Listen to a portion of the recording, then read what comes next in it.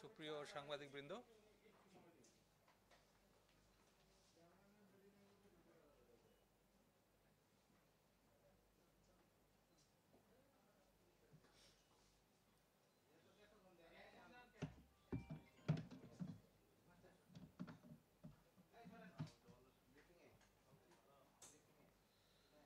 আসসালামু আলাইকুম। সুপ্রিয় সাংবাদিকবৃন্দ, ডিএমপি মিডিয়া সেন্টারে আপনাদের স্বাগত জানাচ্ছি। আমি ডিসি মিডিয়া মোহাম্মদ তালেবুর রহমান। আপনারা জানেন আজকে তিনটা বড় ইভেন্ট আছে ঢাকা মহানগরীতে, খুব স্বল্প দূরত্বে। আপনাদের অনেকেরই জিজ্ঞাসা এই তিনটা ইভেন্ট ঘিরে আমাদের নিরাপত্তা ব্যবস্থা কীরকম, সেই বিষয়টা তুলে ধরার জন্য আমি আপনাদের সামনে উপস্থিত হয়েছি। যে তিনটা বড় ইভেন্ট রয়েছে, আমরা তার সার্বিক ব্যবস্থাপনার জন্য, বিশেষ করে আইনশৃঙ্খলা পরিস্থিতি স্বাভাবিক রাখার জন্য আমাদের পর্যাপ্ত পুলিশি ব্যবস্থা গ্রহণ করেছি। এর বাইরে আমাদের নিয়মিত পুলিশের পাশাপাশি ঢাকা মহানগর গোয়েন্দা পুলিশ, সিটিটিসি তারাও সক্রিয় রয়েছে। আপনারা জানেন এরকম বড় একটা জনসমাগম মোকাবেলা করা এবং স্থানীয় পরিস্থিতি স্বাভাবিক রাখার জন্য আমাদের যে নিয়মিত পোশাকি পুলিশি ব্যবস্থা, এর পাশাপাশি আমাদের সাদা পোশাকে গোয়েন্দা তৎপরতা অব্যাহত রয়েছে। এর বাইরে তিনটা ইভেন্টকে কেন্দ্র করে আমাদের ট্রাফিক পুলিশের বিশেষ ব্যবস্থাপনা রয়েছে। আমরা ইতিমধ্যে গণবিজ্ঞপ্তি জারির মাধ্যমে নগরবাসীকে এই সংক্রান্ত বিষয়ে অবহিত করেছি এবং এই তিনটি অনুষ্ঠান চলাকালে কোন কোন রাস্তা এড়িয়ে চলতে হবে সেই সংক্রান্তে প্রয়োজনীয় পরামর্শ প্রদান করেছি। আর একটা বিষয় আমি আপনাদের সামনে উপস্থাপন করতে চাই, সেটা হচ্ছে আপনারা দেখেছেন সাম্প্রতিক সময়ে বিভিন্ন স্থানে কিছু কতিপয় স্বার্থান্বেষী মহল বিভিন্ন ধরনের উস্কানিমূলক বক্তব্য থেকে শুরু করে নানা ধরনের আইনশৃঙ্খলা বিনষ্ট করার তৎপরতা অব্যাহত রেখেছে।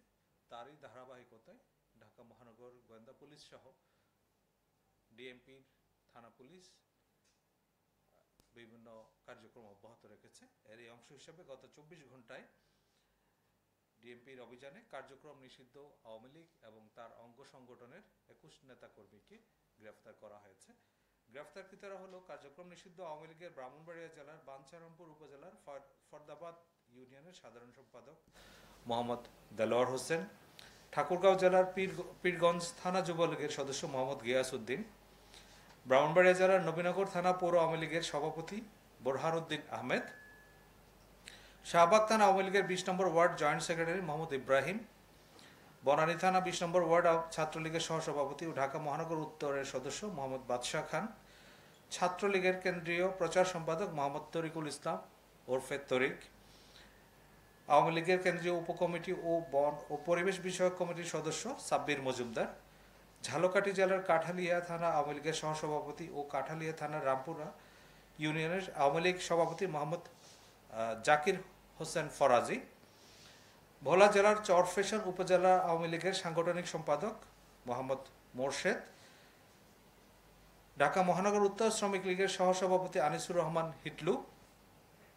উত্তরখান থানা আওয়ামী লীগের কর্মপরিষদের সদস্য ও ঢাকা উত্তর আওয়ামী লীগ কাঁচপুরা ইউনিটের সাবেক ভারপ্রাপ্ত সভাপতি জাহাঙ্গীর আলম, ছাত্রলীগের বাংলাদেশ টেক্সটাইল বিশ্ববিদ্যালয়ের সাবেক সাধারণ সম্পাদক মোহাম্মদ রেজাউল করিম, ছাত্রলীগের কেন্দ্রীয় কার্যনির্বাহী সংসদের প্রাক্তন সদস্য মইনুল হোসেন সুমন, উত্তরখান থানা আওয়ামী লীগের সাংগঠনিক সম্পাদক মোহাম্মদ আজিজুল হক, বংশাল থানার কায়েতচুলি শাখা আওয়ামী লীগের সাংস্কৃতিক সম্পাদক মোহাম্মদ রকি উর্ফে রায়হান উর্ফে রুকু, ঝালকাঠি জেলার ঝালকাঠি পৌর আওয়ামী লীগের সভাপতি ও ঝালকাঠি পৌরসভার সাবেক মেয়র লিয়াকত আলী তালুকদার, ঢাকা দক্ষিণ মহানগরীর আওয়ামী মৎস্যজীবী লীগের সিনিয়র সহসভাপতি মাহমুদ শিকদার, ছাত্রলীগের উত্তরা পূর্ব থানা 1 নম্বর ওয়ার্ডের সাধারণ সম্পাদক হামিম আহমেদ ওরফে মিনহাজুল আবেদিন, ঢাকা জেলা আওয়ামী লীগের তথ্য প্রযুক্তি সম্পাদক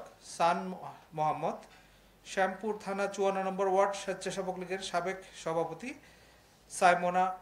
সাইমন রহমান, খিলগা থানা 1 নম্বর ওয়ার্ড স্বেচ্ছাসেবক লীগের সহসভাপতি মোহাম্মদ আল মামুন সরকার।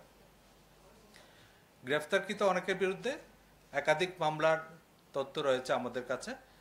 এছাড়া যারা বিভিন্নভাবে সংগঠিত হয়ে প্রকাশ্যে বা গোপনে আইনশৃঙ্খলা বিনষ্ট করার চেষ্টা করছে তাদের বিরুদ্ধে আমাদের অভিযান চলমান থাকবে এবং যে কোনো মূল্যে ঢাকা মহানগরীর আইনশৃঙ্খলা রক্ষা করতে ডিএমপি বদ্ধপরিকর রয়েছে। প্রিয় সাংবাদিকবৃন্দ, আমাকে মনোযোগ দিয়ে শোনার জন্য আপনাদের সবাইকে আন্তরিক ধন্যবাদ। আপনাদের কোনো প্রশ্ন থাকলে প্লিজ।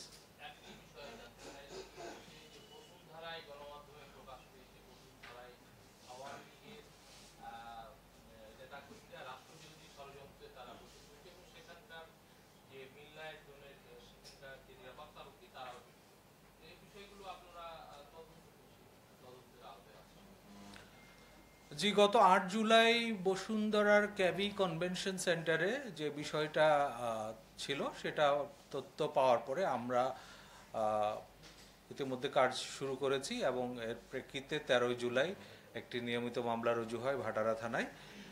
উক্ত মামলায় ইতিমধ্যে আপনারা জানেন 22 জনকে গ্রেফতার করা হয়েছে এবং মামলায় জড়িত অন্যান্য যারা আছে তাদেরকেও গ্রেফতারে আমাদের প্রচেষ্টা অব্যাহত রয়েছে। কারা কী উদ্দেশ্যে এই প্রশিক্ষণ কর্মসূচি আয়োজন করেছিল, এখানে রাষ্ট্রবিরোধী কোনো ষড়যন্ত্র ছিল কিনা, এই ব্যাপারগুলো আমরা খুব গুরুত্ব দিয়ে খতিয়ে দেখছি। এখানে সমগ্র দেশের বিভিন্ন অংশ থেকে লোকজন তারা জড়ো করেছিল। ঢাকা মহানগর ডিবি কর্তৃক 22 জন ছাড়াও দেশের বিভিন্ন জেলায় প্রত্যন্ত অঞ্চলে আরও 4 জন এই মামলায় গ্রেফতার আছে এবং বাকি যারা আছে এই ঘটনার সাথে যারা জড়িত তাদেরকেও গ্রেফতারে আমাদের অভিযান অব্যাহত আছে। মামলাটিতে অভিযোগ কি আনা হয়েছে এবং এখানে একজন মেজরের কথা শোনা যাচ্ছে যে এই বিষয়টি আপনারা পেয়েছেন কিনা বা আরো কোন সামরিক বাহিনী আর কেউ জড়িত আছে কিনা?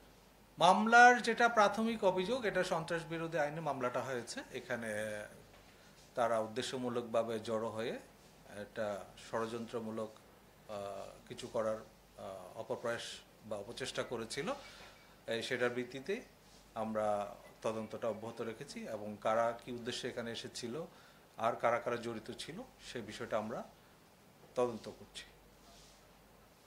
একটা বিষয় আমরা একটু জানতে চাই যে গতকাল রাতে ফ্লাইট এক্সপার্ট একটি অনলাইন প্রতিষ্ঠান তারা বহু মানুষের বহু গ্রাহকের টাকা পয়সা লুট করে দেশের বাইরে চলে গেছে, মামলাও হয়েছে, সেই মামলার আপডেটটা দিতে। জি, গতকাল ফ্লাইট এক্সপার্ট নামক একটা প্রতিষ্ঠানের কিছু কর্মচারী তারা প্রথমে মতিঝিল থানা আসে। থানায় এসে তারা অভিযোগ করে যে তাদের যে এমডি জনৈক সালমান বিন রশিদ সে প্রতিষ্ঠানটির কার্যক্রম বন্ধ ঘোষণা করে সপরিবারে বিদেশে চলে যায় এবং প্রতিষ্ঠানের মোটা অঙ্কের অর্থ আত্মসাৎ করে। পরবর্তীতে তাদের অভিযোগের ভিত্তিতে মতিঝিল থানায় একটা সাধারণ ডায়েরি করা হয় এবং এরপরে জানা যায় যে অনেক লোকের অর্থ এখানে ছিল। তারা বিভিন্ন যে এয়ারলাইনের টিকিট এবং হোটেল বুকিং করত। এই 17টি প্রতিষ্ঠানের প্রায় 4 কোটি টাকা তারা আত্মসাৎ করেছে মর্মে পরবর্তীতে একজন ভুক্তভোগী তাদের বিরুদ্ধে মামলা করে এবং এই সংক্রান্তে অলরেডি 3 জনকে গ্রেফতার করা হয়েছে। ধন্যবাদ।